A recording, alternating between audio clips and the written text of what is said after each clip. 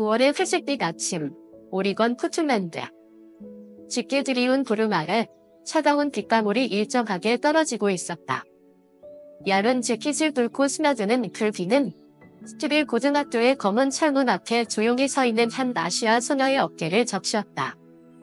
가로등 불빛이 고인 무릉덩이에 반사되어 희미한 황금빛을 흩뿌렸고 그것은 마치 아이의 말에 관심조차 두지 않는 어른의 눈빛처럼 싸늘했다. 그 소녀의 이름은 김지은. 16살. 새하얀 운동화는 이미 빗물에 흠뻑 젖어 있었고 한 손은 백태끈을 꽉 움켜쥔 채 다른 손은 선자라는 이름이 새겨진 오래된 은목걸이를 꼭 쥐고 있었다.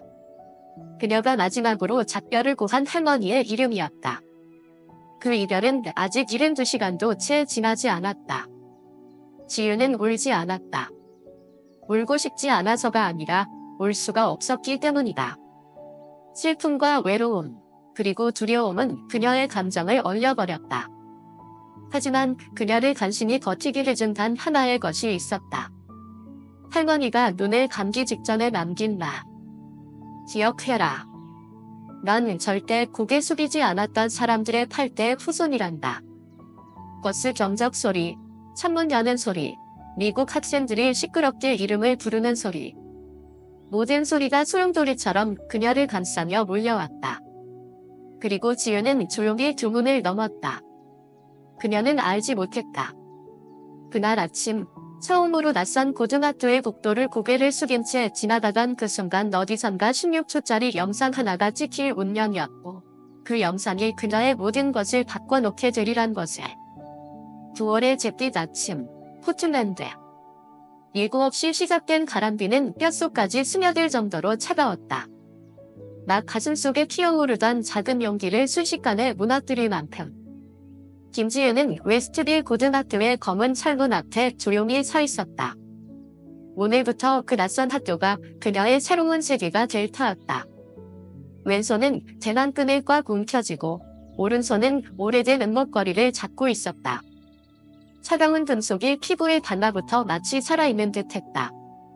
그 위엔 작게 새겨진 글자 선자 과거의 속삭임처럼 희미했다. 할머니. 지은이 믿었던 마지막 한 사람이었다. 절대 자신을 떠나지 않을 거라 여겼던. 하지만 그녀는 떠났다. 사흘 전이었다. 지은은 울지 않았다. 슬프지 않아서가 아니라 몸속 어딘가가 마비된 듯 했기 때문이다. 더 이상 눈물이 나오지 않았다. 아마도 고통이 눈물의 한계를 초과해버린 걸지도 모른다. 가로등 불빛이 발밑의 무릉덩이에 어른거렸다. 누렇게 다른 색감은 차가웠고 마치 아이들에게 관심을 줄 여유조차 없는 어른들의 눈빛을 닮아 있었다. 지은은 깊게 숨을 들이쉬었다. 눈앞의 창문은 묵직했고 마치 다른 세계로 통하는 입구 같았다. 할머니가 늘 전구했던 세계. 사람들은 널 책처럼 적어보려 할 거야. 하지만 절대 널 장난감처럼 읽히게 두지 마. 종소리가 울렸다. 학교의 종이 아니었다. 그건 어떤 각성의 소리였다. 그녀가 교문을 넘는 순간 익숙지 않은 소리들이 귀를 때렸다. 누군가의 웃음소리, 쾅쾅 닫히는 사물함 소리, 젖은 팔 위를 뛰어다니는 운동화 소리. 영어가 파도처럼 몰려와 그녀가 아는 세계를 덮어버렸다. 지은은 고개를 숙이고 조심스럽게 걸었다. 바닥에 팔 위 하나하나를 보며 걷는 모습은 마치 한 걸음마다 기도를 올리는 듯했다. 할머니는 이렇게 말하곤 했다. 고개를 숙일 줄 아는 사람은 약한 게 아니란다. 언제 고개를 들지 않은 사람이 강한 거야? 하지만 여기서는 고개를 숙이는 건 곧 기겁함으로 여겨졌다. 그리고 그들이 그녀를 발견했다. 길긴 남학생들. 미식 축구부 재킷을 입은 무리. 그중 하나, 금발의 얼음 같은 눈빛을 가진 녀석이 다가왔다. 야, 너 어디서 왔냐? 중국. 일본. 아니면 뭐 섬나라. 그리의 목소리는 복도 전체에 울렸다. 일부러 모든 사람을 듣게 하려는 듯 컸다. 지은은 얼어붙었다. 몇 주간이나 연습해온 대답이었건만 지금 이 순간엔 단어 하나 내뱉기도 힘들었다. 한국에서 왔어요. 그녀는 조용히 대답했다. 그러자 웃음이 터졌다. 금발 녀석은 그녀를 흉내내듯 어눌하게 말한다. 이래는 폭소를 터뜨렸다. 아무도 알아채지 못했다. 지은의 손이 자켓 안에서 미세하게 떨리고 있다는 것을. 하지만 그들도 몰랐다.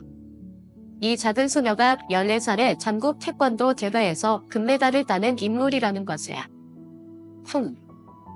무리 중 하나가 일부러 그녀의 어깨를 세게 부딪혔고 그 충격에 가방이 바닥으로 떨어졌다. 책과 공책들이 젖은 바닥 위로 흩어졌다.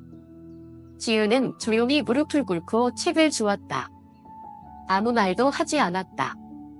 그저 할머니의 말만이 머릿속에서 반복되었다. 화내도 돼. 하지만 지금은 아니야. 가슴속 굴은 필요한 나를 위해 아껴둬야 한다. 그녀는 고개를 숙였다. 쓴웃음을 지었다. 아팠다. 그리고 조용히 샜다. 하나, 둘, 셋. 언젠가 그들이 쓸 차례가 올 것이다.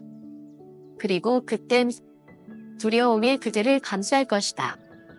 그날 밤, 지은은 호스트 가정의 침대 한쪽 구석에 쪼그려 앉아 있었다.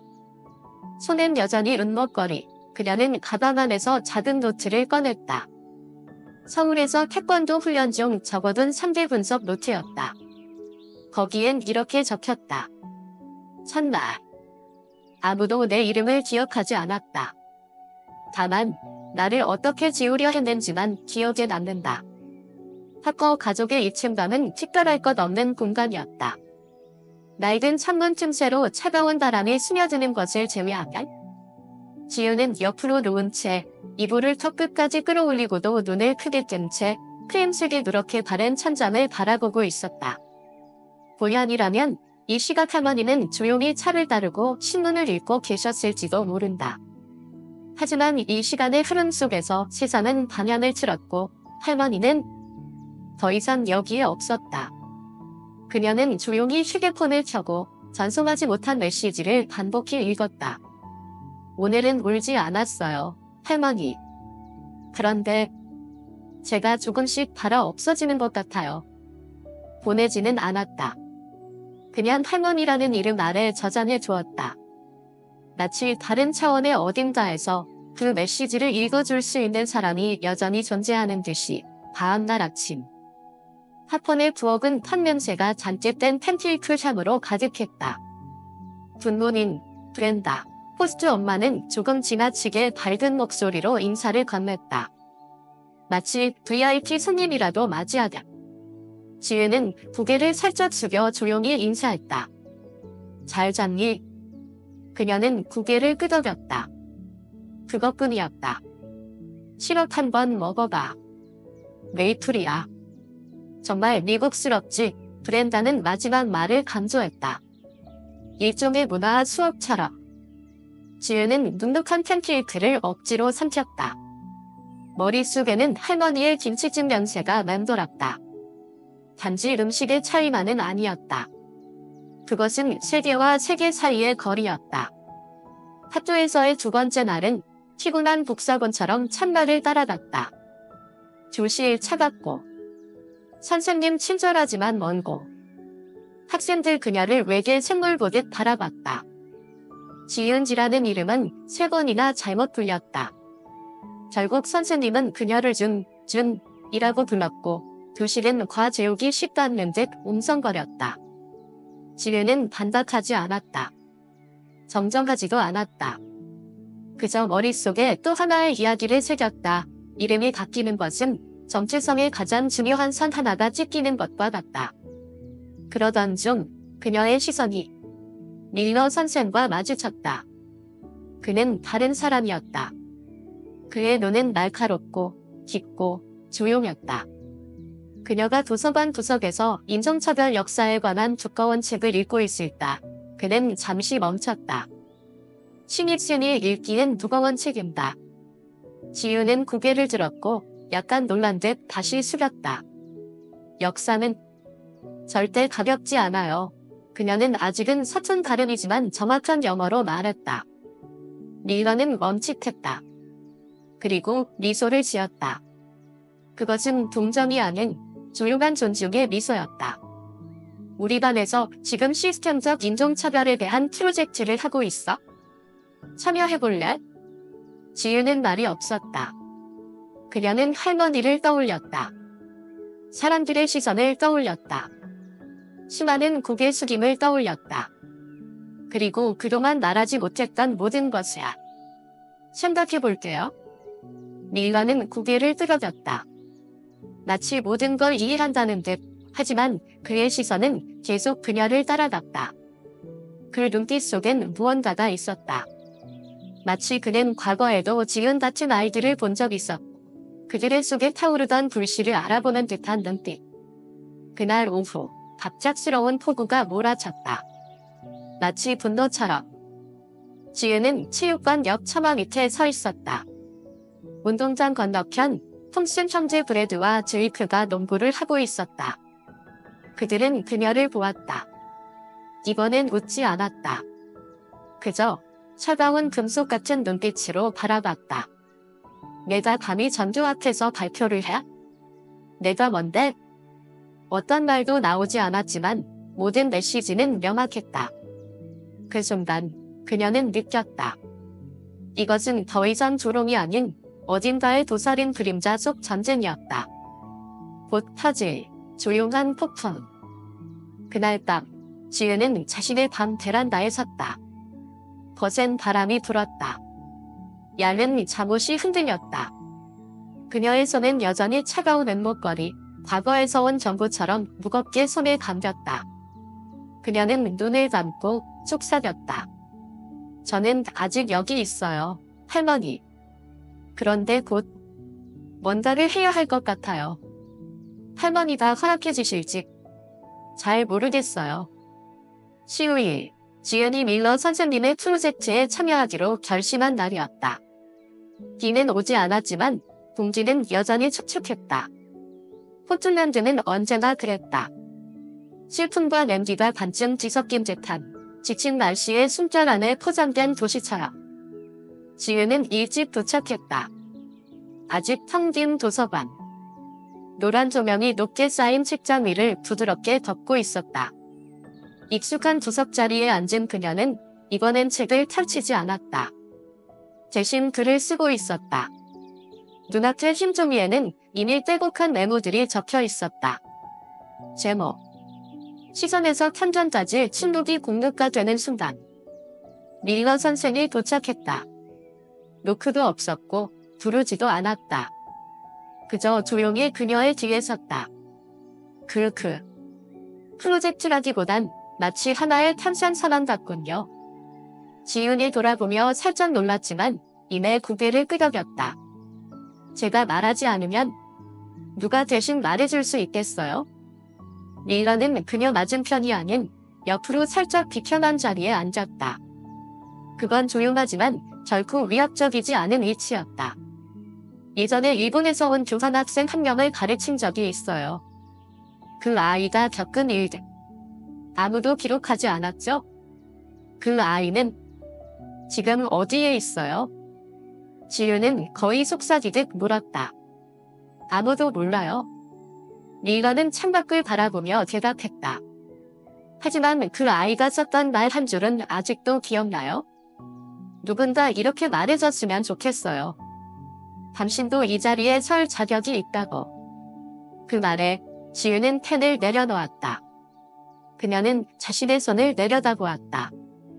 수백번 태권도 동작을 익히며 들었던 손. 하지만 그 손으로 경기장 밖에서는 단 한 번도 자신을 지켜낸 적이 없었다. 그날 점심. 서쪽 복도.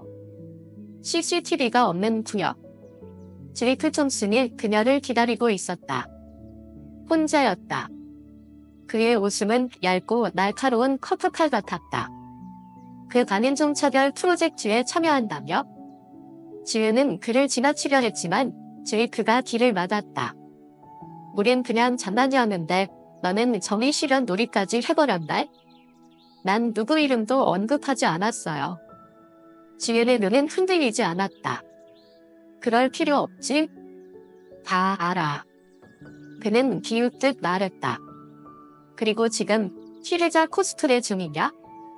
그는 한 걸음 더 다가왔다. 그의 땀 냄새와 싸구려 향수가 섞인 냄새가 코끝을 찔렀다. 여긴 카메라도 없다고. 그가 낮게 속삭였다. 알아요. 지은의 대답은 단호했다. 손이 조용히 움켜쥐어졌다. 그러나 그가 무언가 하기도 전에 찰칵 복도 끝에 문이 열렸다. 빨간 머리 소녀가 이어폰을 낀 채 음악실에서 나왔다. 그녀는 그 장면을 보았다. 그녀의 시선과 지은의 시선이 잠깐 교차했다. 말은 없었다. 하지만 그 한순간이면 충분했다. 제이크는 힘을 뺐고 비웃으며 돌아섰다. 그날 밤 지은은 방으로 돌아왔다. 노트북을 켰다. 그리고 옆면의 카드슬롯에 작은 메모리 카드를 삽입했다. 그녀는 말하지 않았다. 하지만 카메라는 모든 것을 기록했다. 믿게 하려고 소리 지를 필요는 없어. 그냥 때를 기다렸다가 지질시키면 돼. 다음 날 아침 밀러 선생님의 책상 서랍에 하얀 봉투 하나가 놓여 있었다.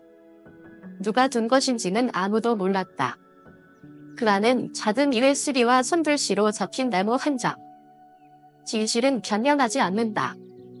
그저 빛이 필요할 뿐이다. 그 시각. 3층 복도에서 브래드와 제이크는 아무 일 없던 듯 웃고 떠들고 있었다. 하지만 계단 위. 조용히 그들을 내려다보는 지은이 있었다. 그녀는 복수를 원하지 않았다. 다만 다음 피해자가 생기지 않기를 바랐다. 다음 누군가의 심장까지 피가 닿지 못하도록 막고 싶었다. 그러나 마음속 어딘가에선 무언가가 조금씩 달라지고 있었다. 이제 더는 견디는 것이 아니었다. 준비하는 중이었다. 하트 전체가 그 이야기를 하고 있었다. 하지만 아무도 입 밖에 내지 않았다. 길이 정확히 42초짜리 영상. 흔들리고 흐릿하고 배경음악도 없고 색 보정도 안 된 생영상. 하지만 선명하게 담긴 장면 하나. 제이크 톰슨이 지은의 길을 막는다. 혓바디의 말. 올려진 손. 그리고 물러서지 않는 한 소녀. 정체불명의 USB는 교장실로 전달되었고 동시에 누군가가 그 영상을 오리건주 인명 학생 포럼의 레딧 게시판에 올렸다. 영상은 기름 던지듯 빠르게 퍼졌다. 협박 때문이 아니었다. 지은이 보인 태도 때문이었다. 당황하지도 반격하지도 않았지만 이 결코 고개를 숙이지도 않았다. 어떤 댓글이 달렸다. 그 아시아 소녀. 피하지도 않았고 받아들이지도 않았다. 그게 괴롭히는 자에게는 가장 무서운 일이다. 월요일, 김장감에는 냄새가 났다. 학교의 공기는 얼어붙은 듯했다. 선생님부터 학생들까지 누구든 지은이 지나가기만 하면 조용히 그녀를 바라봤다. 어떤 이들은 동정하는 표정을 지었고 어떤 이들은 외면했다. 그리고 어떤 이들은 전보다 훨씬 더 지혜 깊게 지켜보았다. 아직 아무도 입에 담지 못한 질문이 있었다. 누가 그 영상을 찍은 걸까? 2층 여자 화장실. 쉬는 시간에도 거의 사람이 없는 곳. 지은은 그곳에서 전혀 예상치 못한 사람을 마주쳤다. 에밀리가. 미국과 한국의 혼혈. 조용하고 수줍고 첫날부터 계속 지은을 튀랬던 아이. 말 걸 생각 없었는데 이건 말해야 할 것 같아서. 에밀리가 먼저 입을 열었다. 무슨 일인데? 에밀리는 입술을 깨물었다. 손이 떨리고 있었다. 소문이 있어. 제이크가 직접 레딧에 영상을 올린 게 아니래? 누군가 일부러 그 영상을 퍼뜨렸대. 왜? 지은의 목소리는 낮았지만 단호했다. 너 때문이 아니라 누가 너의 편에 서는지를 보기 위해서. 지은은 멈춰섰다. 무슨 뜻이야? 내 생각에 학교 안에 누군가가 너를 전면에 세우려고 해. 내가 먼저 나서면 다른 사람들도 본색을 드러내게 되거든. 그날 딱 지혜는 잠들지 못했다. 그녀는 인종차별 관련 주제들이 적힌 메모지를 바닥에 펼쳐놓았다. 하지만 처음으로 머릿속은 역사를 생각하지 않았다. 반의도 아니었다. 전략이었다. 누군가 그녀를 도왔다. 하지만 공부하기 위해서가 아니었다. 도발하기 위해서였다. 누군가는 그녀를 선진으로 만들고 싶어 했다. 그리고 그녀가 쓰러질 때 그 선진은 더욱 커질 것이다. 난 영웅이 되고 싶은 게 아니야. 그저 바르게 살고 싶을 뿐이야. 하지만 어쩌면 그 선택지는 더 이상 남아있지 않았다. 다음 날, 밀러 선생이 그녀를 교무실로 불렀다. 조장 선생님이 너한테 프로젝트에서 잠시 빠지라고 하셨단다.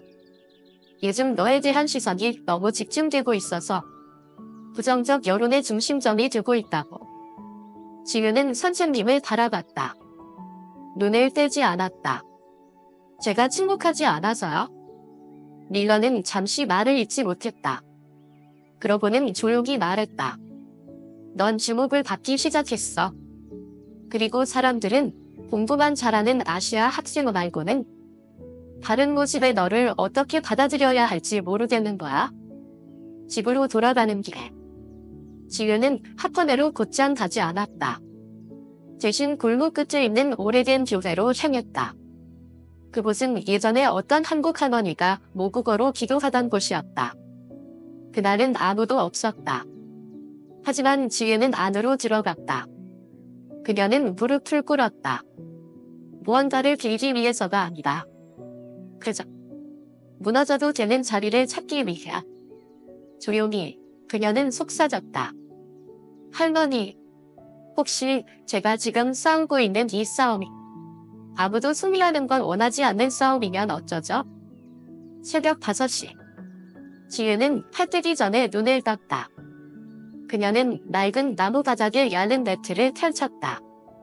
등을 곧게 펴고 깊게 숨을 들이쉬었다. 할머니가 가르쳐 주셨던 이름 없는 품새의 첫 동작. 마음속 소리를 가장 또렷하게 지를 때 써야 한다던 오직 그녀만을 위한 품새야. 한 동작, 한 동작마다 떠오르는 기억들. 모든 움직임은 약속이었다. 이젠 더 이상 시합을 위한 연습이 아니다. 전장에 나서기 위한 준비였다. 그날 학교의 공기는 달랐다. 학생들의 땀 냄새, 펄치즈 냄새 대신 경계의 냄새야. 모두가 무언가를 알고 있는 듯했지만 아무도 말하지 않았다. 지윤이 교실에 들어섰을 때 곧바로 알아챘다. 제이크 톰슨이 없었다. 그의 자리는 텅 비어 있었다. 브래드는 불처럼 조용했다. 평소의 농담도 비아냥도 없었다. 어느 여학생의 친구에게 속삭였다. 제이크 지기, 너 못 들었어? 지혜는 고개를 돌리지 않았다. 하지만 뒤는 열려 있었다. 그 오빠도 작년에 정학당했다. 여학생 폭력 사건 때문에 등골을 타고 흐르는 한 줄기 서늘한 담다. 역사는 반복다. 하지만 이번엔 누가 결말을 다시 쓸까? 점심시간. 뜻밖의 만남. 그동안 지은의 눈을 피하다. 에밀리 닭이 그녀 맞은편에 앉았다. 아무 인사도 없이. 조그만 USB 하나가 책상 위로 밀려왔다. 이거 내 거 아니야? 오늘 아침 책상 서랍에 있었어. 쪽지도 설명도 없었고. 근데 안에 영상이 있어? 무슨 영상? 에밀리는 깊게 숨을 쉬었다. 누가? 부산 선생님이란 제이크 부모님이 말하는 걸 녹음했어. 내 사건이 터지기 전 이야기야. 지은은 말이 없었다. 손이 USB 위에 놓였다. 왜 나한테 주는 거야? 나는 이걸 가지고 있을 만큼 용기 있진 않아. 하지만 넌 다르잖아. 정말 그렇게 생각해? 지은의 목소리는 전보다 낮고 단단했다. 에밀리는 이번엔 그녀의 눈을 피하지 않았다. 처음으로 너마저 무너지면 우리 같은 애들은 평생 일어설 수 없어. 그날 밤 지은은 혼자 도서관에 있었다. 밀러 선생님께 제스이를 쓰고 싶다며 문을 잠가달라고 했다. 하지만 실제로는 USB를 열고 있었다. 녹음은 분명했다. 교장 날카로운 목소리. 한 남자 비우는 듯한 어조. 그쪽은 상황을 이해 못하시나 본데요. 우리 애는 그냥 도발에 반응했을 뿐입니다. 그 한국에다요. 학교의 가짜 피해자 프레임을 퍼뜨리고 있다니까요. 잠시 침묵. 그리고 우리가 학교 상대로 소송이라도 걸면 영상은 끝이에요. 우리가 이 학교에 얼마나 많은 지원을 하고 있는지 아시죠? 정지. 지은은 등받이에 몸을 기대었다. 어두워진 도서관. 네온 조명이 노랗게 화면을 비추고 있었다. 그리고 그 안에서 선명해지는 한 가지 진실. 이건 더 이상 나만의 일이 아니라 그녀는 영상을 공개하지 않았다. 공유도 하지 않았다. 대신 10초짜리 짧은 클립을 잘라 학교 내부 익명 메일함으로 보냈다. 설명도 제목도 없이 다음날 아침 그 영상은 바이러스처럼 조직원들 사이에 퍼졌다. 아무도 말하지 않았다. 하지만 교장 선생님의 눈빛은 반나져 있었다. 복도에서 마주친 밀러 선생님은 고개를 살짝 끄덕였다. 말은 없었지만 그의 손은 주먹을 꽉 쥐고 있었다. 더 이상 밖에서 보기만 할 수 없다는 듯이. 그리고 사건은 터졌다. 선을 넘는 위협. 금요일 아침.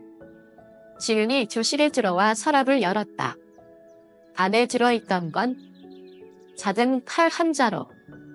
녹이 슬었지만 나는 여전히 날카로웠다.